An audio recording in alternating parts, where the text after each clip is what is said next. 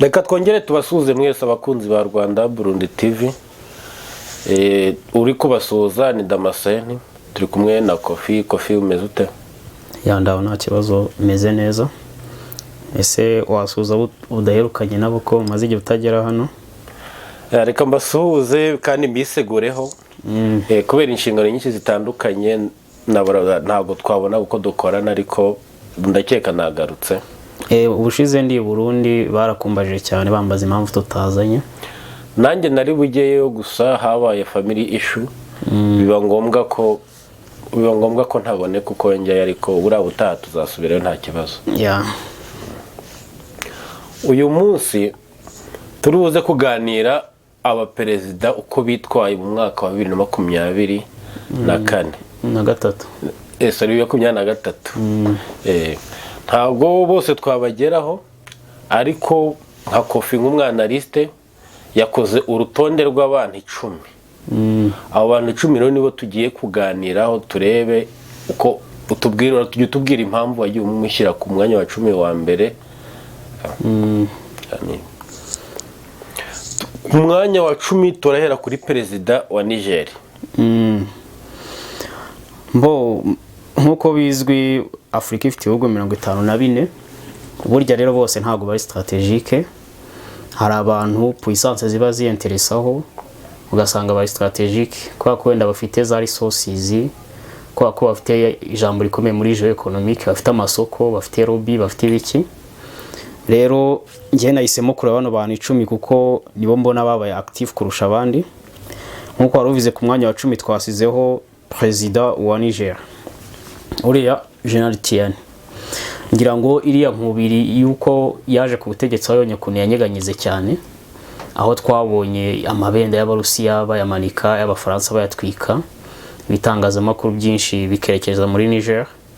Noneho ukabona Macron nawe diplomasiye ije ibibazo, atumije abadiplomate bavuze uburyo Abafaransa bari kugwa mu mazi ku rwego rw'isi, bitewe nuko Tiani arimo arabanyeganyiza ku butaka bwa Niger.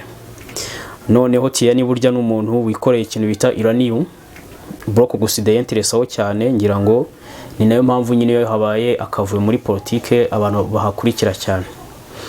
Noneho burya uramutse utakaje Niger ugatakaza Mali, kwiba muri précaré française burya ntago ukibashije neza, kuko urebye ibindi bihugu nubwo byibwa ariko byibwa dukeya, nka Nigeria iribwa ariko yibwa dukeya, Senegal ni dukeya, ariko nka Nigeria iri ku muhanda nta gisirikare, nta president, ntaki.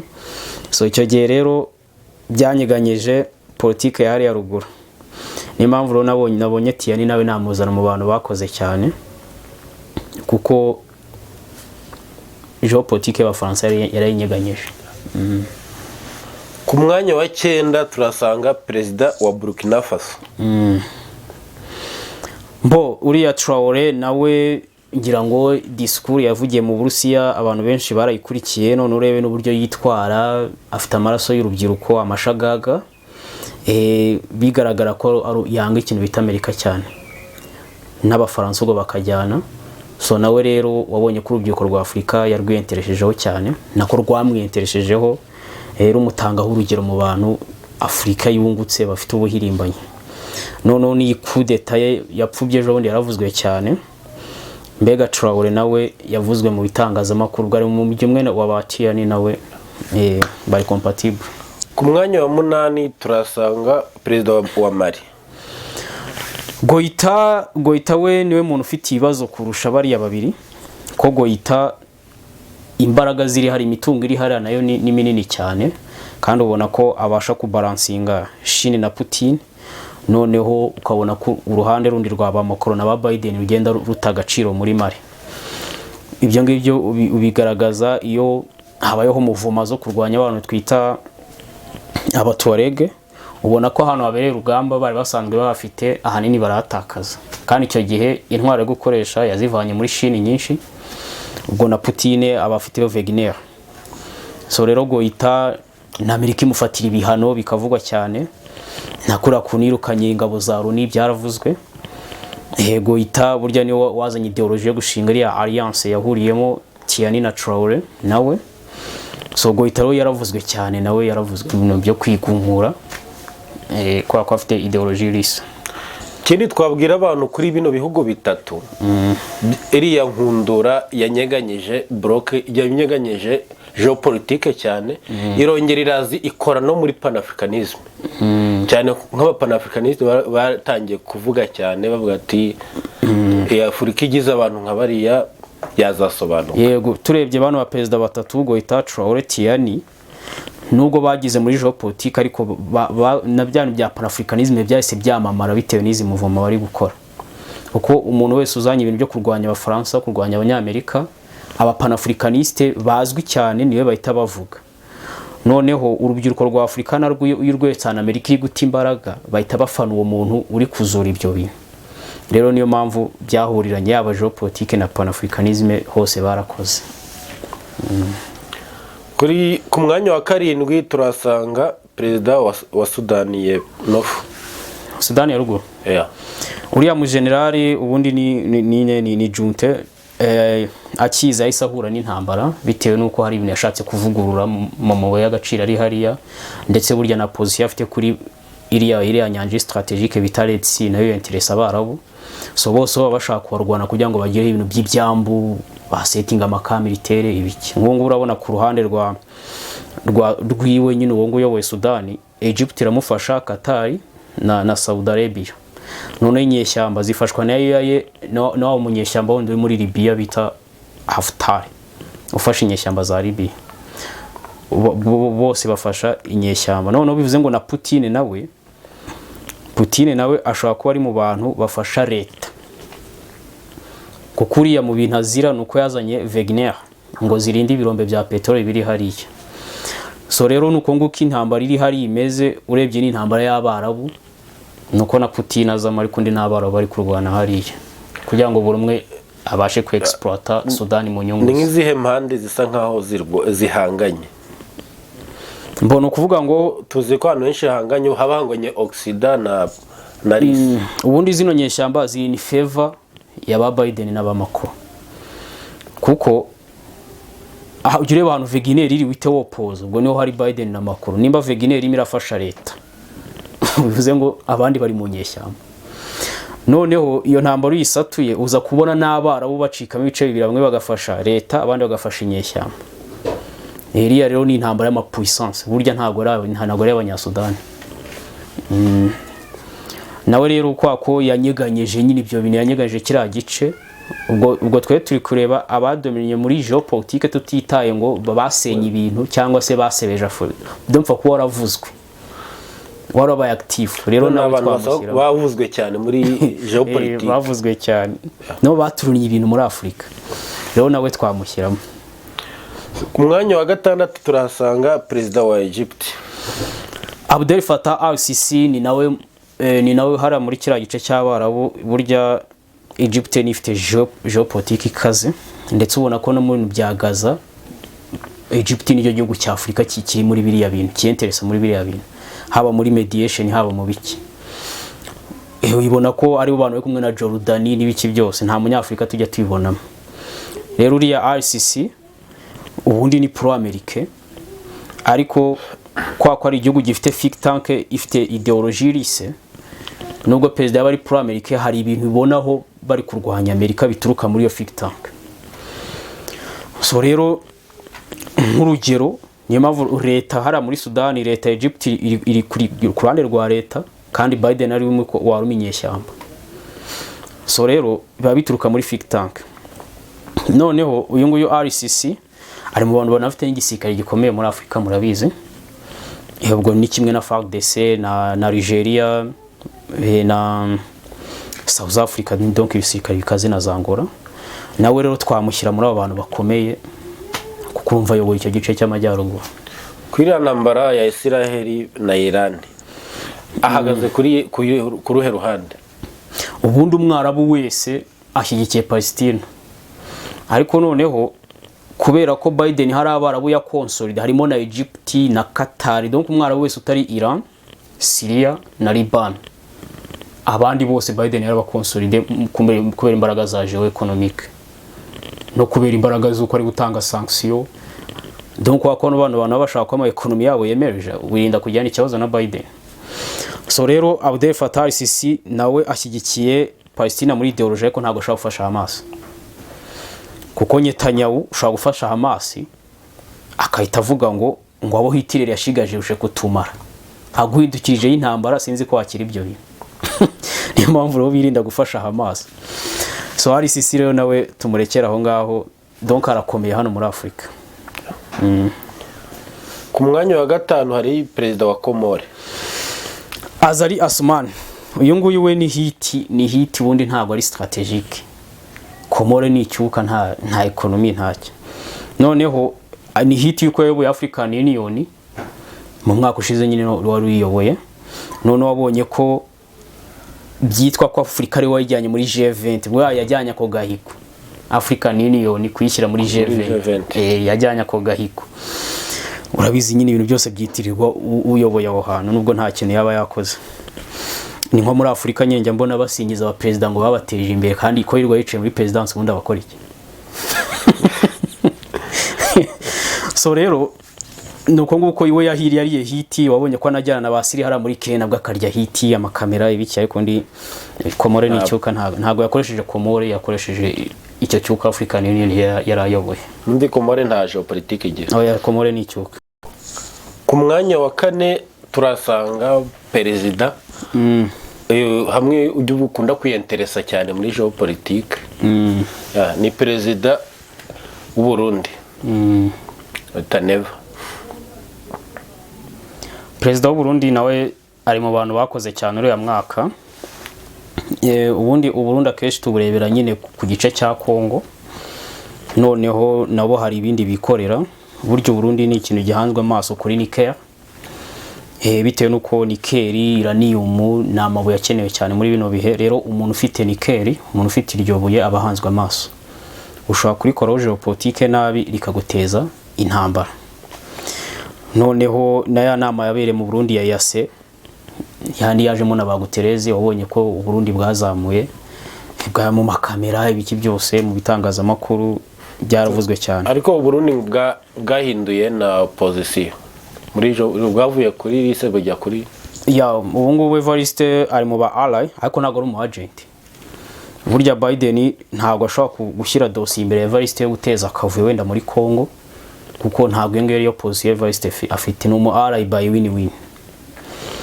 Noneho ku kijyanye na balkanisation du Congo, abarundi ni pivot geopolitique. Pivot no kuvuga ngo ushaka kubalkaniza n'uwirwanaho uwungu ku Burundi aratsinda. Balkanisation impamvugwa mu mazi nuko Burundi bita bujya ku ruhande ya leta ya Kongo yirwanaho. Bagiye kuba balkaniza ni umunota umwe. Rero urumva ni pivot geopolitique. Niyo mpamvu uzajya ubona na African Union cyangwa se n'ibindi bigo bivuga bati u Burundi turabona bushobora kuzajya mu namba y'akarere kose, donc ukumva bari kushyiramo za parametre. Kubera iki ubundi Burundi bwagiye kuri Kongo? Iyo bareka Kongo ikirwanira cyangwa bakabalkaniza, u Burundi bwari bibatwaye iki? Ikibazo nuko mutamenya ibintu by'aka karere, nuko iyo kimwe kirangiye ntago biba birangiye. Kimwe kirangiye bari step yo gukubita ikindi.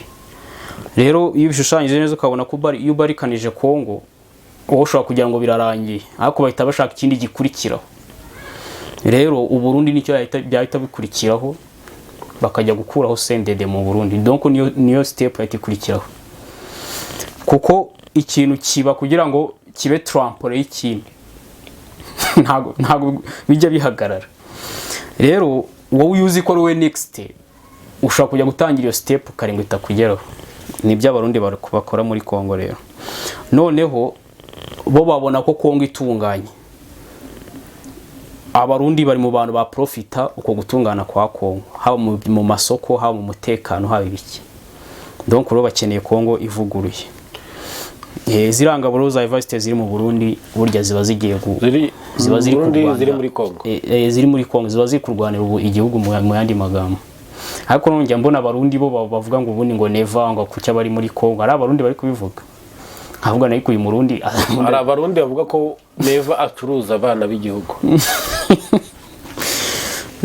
Donc nyine nabo bantu ntago bazi politique y'aka karere. buriya abarundi bari muri Kongo ntabwo ari yo kubwa Tshisekedi, bari yo kubwira umutekano w'igihugu. Mbo abarundi rero Evariste nawe yarakoze cyane na zino ngenda akora nyine ubona ko ziba zi strategique, kuko ntabwo aba ari ingendo kenshi z'inyungu z'igihugu cy'u Burundi mu buryo bwa ekonomi cyangwa ibiki, aba ari mu bijyanye na emergence y'u Burundi. So niyo mpamvu nawe mbona yarakoze akazi katoroshye. Ku mwanya wa gatatu turasanga perezida wa Angola. Lorenzo ni acteur majeur muri SADC, ari kumwe na Cyril Ramaphosa na Kikwete, ubundi bari batatu no acteur majeur. Noneho ubwo nigiye Kongo yari ifite Kabila, ubu ngubu Tshisekedi yajemo, ubu ni bane mu bihugu 17 biri muri SADC, donc Burundi mbora muri SADC. Noneho urebe Lorenzo kuri Congo issues, ubundi ikintu cyose yifuza kuri Tshisekedi burya na Lorenzo agomba gukonfirma ibyo bintu, kuko nta cyemezo Tshisekedi yafata bidaturutse muri MPR. Impamvu uzajya amakuru bajyayo ba Blinken bakajyayo ukabona bavuze ibintu bya Kongo ni Angola ntibayivuge kandi bari muri Angola. Noneho Angola Lorenzo yaradutunguye igihe yavugaga ko Putin ibintu ari gukora muri Ukraine ngo leta ya Angola n'abaturage ba Angola batari donc badashyikiye Putin muri ibyo bintu. Aho naho yaradutunguye kuko ubundi Angola tuzi ko ifite ideology ris, nta abantu bakwiye bashyikira Putin muri ibyo bintu. Igihe yabihakanaga yaradutunguye, yabivugiye kuri Jeune Afrique. Noneho no kuba taragiye mu nama ya Russia Africa nabyo byatunguye abantu, itangazamakuru byabidiscussinzeho, bavuga ati kuki Lorenzo atagiye ari no kubera iki Lorenzo mu bintu avuga bigaragara ko atari kuri lise, kandi twa tuzi ko Angola ari pro lise. Mbona kuvuga ngo ubundi Angola impamvu yabaye pro lise ni ikibazo cya Savimbi Abafaransa n'Abanyamerika bashaka ari ufata ubutegetsi ngo bajye bahora biba petroli ya Angola, donc bahagire nko muri no Kivu na Sud Kivu bahore bateza akavuyo. Noneho Savimbi uriya Dos Santos aramukubita Savimbi avaho. None yabimaze igihe Amerika yarabuze uyikoresha, uko myaka igenda izamuka umujinya wo kwanga Amerika uragabanuka bitewe n'iterambere wifuza. Buriya nyine currency y'Abarusiya kuva kera nuko iyo mukoranye ukeneye amadeni, ukeneye amasoko, nawe ibyo wereza hanze Putin abifite ku bwinshi, ntabwo acuruza petrol mu Burusiya. Uza gusanga ukeneye bari abazungu, rero icyo gihe uko bagenda baguha lobby bagira gute ugenda ugabanya karindi, nuko Angola yaje kugabanya karindi. Noneho rero ubwo ngubwo Angola Abanyamerika bashobora no kuzayigarura burundu uko imyaka izayigendiza. Noneho ibigaragara no muri lobby bari ejo bundi Amerika ibarobinga ngo yubake ikintu bita ngo ni Lobito Corridor, kuko Amerika irashaka kugira ibintu ramplasa muri cya kintu cya Chine bita Belt and Road Initiative. Harimo n'iki bita ngo ni Lobito Corridor, Lorenzo bamuhayemo lobby aracyemera. Gihera kuri iriya nyanja aho ngo rikora ku nyanja kikambuka kigaturitsa Angola yose, kigaturitsa Kongo yose, kigera ku mabuye ya Zambia Kopa. Urumva ni ikintu kiri strategique. Lorenzo rero igihe Amerika yamurobigaga ngo icyubake byaravuzwe mu itangazamakuru. None Lorenzo igihe yavaga muri OPEC bya bihugu bicuruza petrol byinshi cyane, igihe yavagamo bitangazamakuru byarabidiscussinze, avuga ati se Angola ifite iki kibazo kukivuyemo kukigiye gute. Noneho ejo bundi ahura na Biden nabwo byaravuzwe cyane, byari ibintu biri strategique, kandi umuntu wese ugiye muri Amerika ni roba bagiye kureba. So rero umva Lorenzo yaravuzwe cyane. None muri bino bya Kongo zino ngabo yohereje nazo zagize akamaro, kuko ahantu ziri ntabwo imuventi bishobora kuhakandagira. Ku mwanya wa kabiri turasanga perezida wa South Africa, Cyril Ramaphosa. Cyril kinazwiho nuko ari we chef wa SADC. Burya nubwo SADC yahinduranya uyiyoboye yagira gute, ariko burya kura amabwiriza muri South Africa. Noneho urumva SADC ni ikintu gikomeye cyane kurusha bino by'icyuka bya EAC, COAC kuko ni fonctiona uko Amerika idashaka. Urumva rero strategique. Noneho Cyril arakomeye no muri géoéconomique, nta munyafurika umurusha position ikomeye muri geo-economic. Cyril umurebere mu bibazo bya Congo abashyigikiye leta ya Congo, donc afite ideologie lisse. Noneho Cyril burya niwe wateguye ya nama yahuje donc Russia Africa Summit iheruka, ni Cyril wayiteguye. Bara perezida bose wabonye yagiye abahamagara kuri telefone buri muntu. Nabara bagiye muri mediation mu Burusiya. Ya even nabari yabagiye muri mediation muri Ukraine ni Cyril wabateguye arabazamukana. Urumva ro Cyril yagiye akora akazi katoroshye. Noneho Cyril niwe munyafurika uha Putin intwaro. Urumva arimo arashaka ko Putin ajya muri centre géopolitique. Niyo mpamvu rero ntazazuka buri muntu wese ufite ideologie lisse South Africa burya iramufasha. Buriya hari no kunifasha bagoyitana bacawe mu buryo tutaramenya, kuko nimba ifasha Tshisekedi bivuze ngo nabandi ugenda bafasha bagenda bazuka mu mujyo cyane ko no gufasha Tshisekedi nta no bivugwa cyane. Noneho burya Cyril zino ngabo za South Africa nizo zituma M23 idakandagira Goma, kuko hariyo bafite intelligence iteye ubwoba. Wabonye ko na SADC ejo bundi izahabanje kuza abo muri South Africa, donc bahorayo. Cyril Ramaphosa rero arakomeye cyane, kuba Putin amufite muri Afrika mu bintu bituma ina emergence yenguka igerwaho. Buriya kubera Cyril ari uyoboye SADC, ntago byaba bitabikururira SADC yose kuba ari pro-russe. Nubundi impamvu SADC ifunctiona, ubundi Biden ntago ubundi babashaka ibintu bya EAC, COAC, SADC byose bifunctiona. Babashaka bipfa mbega nkuko EAC imeze, hariho urimo president bashwana batashaka gukorana batagira gute. Ariko SADC yo yaje kujyamo abantu bahuje inyungu zo guteza imbere ibihugu byabo, kandi ubwo nimba badashaka gufata umupresident umwe ngo yari umutwe urwanya undi bari muri SADC, bivuze ngo icyo cyo ntabwo ari pro America. Ndo kuba nta mutwe ubona ntabwo ngo bari pro, iyo ni pro-russe. Noneho Putin yungutse ko abantu bari muri SADC nubwo batabakunda Uburusiya, ariko kwa ko ushaka kugira ibintu Amerika itagutegekaho bita bikoburija kuba inshuti n'umuntu urwanya Amerika. Putin ubundi ibihugu byo muri SADC ntabwo abihabije, nta nubwo dongo nta kintu ubundi abiharebye. Ariko ko Putin ari we muntu widemaritse kuri rwo rw'isi ko ari umwanzi na Amerika, nawe wo hasi yo wanze Amerika bivuze ngo byanga bikunda Putin ba muri inshuti nubwo nta kintu yabagura. Rero abantu bari muri SADC bose bafite ama ideologie lisse, n'abantu batumvira Amerika. Niyo mpamvu rero ikindi wenda South Africa nicyo gihugu cyo muri Afrika kiba muri BRICS. Noneho Cyril Ramaphosa ubona ko BRICS kugira ngo igire imbaraga muri Afrika, ejo ndi niwe wateguye BRICS Africa Summit, niwe wayiteguye. Donc South Africa ifite ideologie lisse, n'abantu badashaka ko Amerika idomina Afrika yonyine gutyo, niyo mpamvu bazanamo n'izindi puissance. Ku mwanya wa mbere turasangaho perezida wa Congo.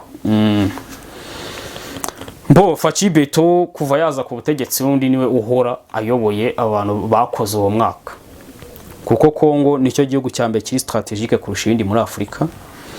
Noneho Tshisekedi niwe mu president wa Afrika ufite lobby nyinshi kurusha abandi. Tshisekedi niwe mu president wa Afrika ushobora gushekinga abantu bari muri centre géopolitique. Chine, Putin, Chine na Biden na Putin ushaka kujyamo, Tshisekedi ashaka kujya gukora sheke maho ngaho, agashyigikiramo bamwe bikafekta wundi urimo.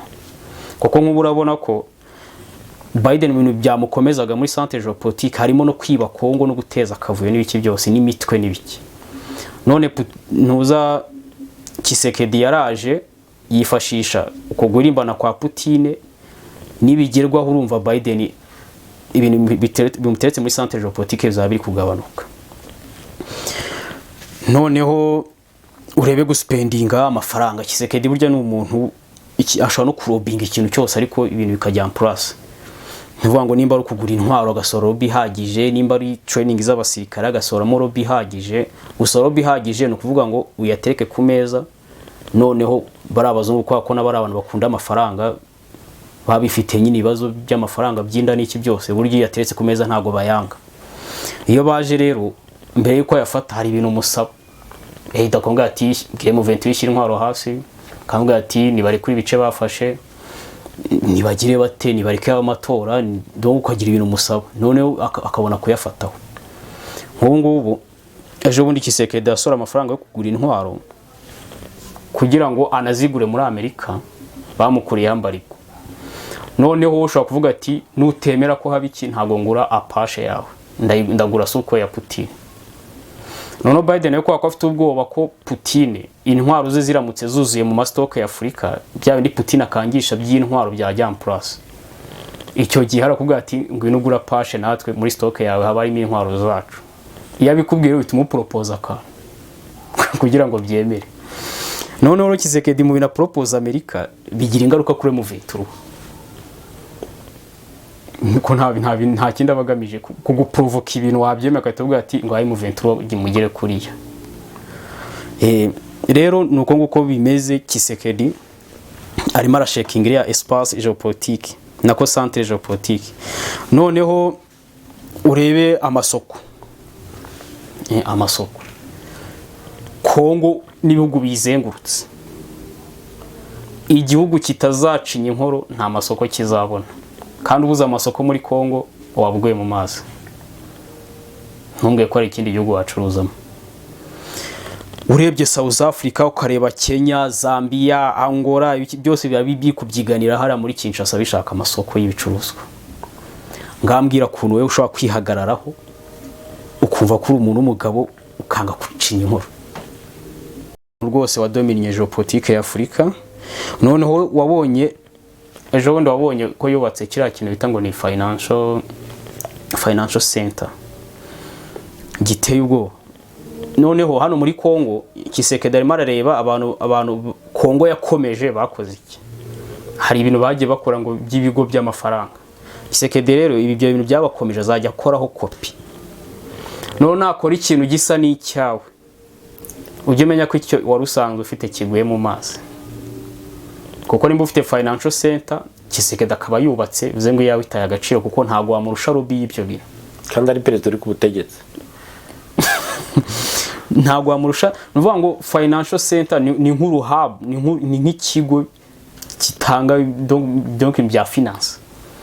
Rero iyo ufite icyawe kumva ngo Kisekedi akoze kopi y'icyo kintu, menya ko icyawe kitagifunctiona, kuko ahita mu rubi irushi yawe. Bivuze ngo rero izindi financial center ziri muri kano karere buri iriya ya Kinshasa igiye kwita zidomina, kuko ntago mwamurusha kumena mu rubi. Nuko nguko so ndumva rero Faci Beto ariwe twagarukiraho. Abo 10 nibo nabashije sawa badukurikiye mwakoze.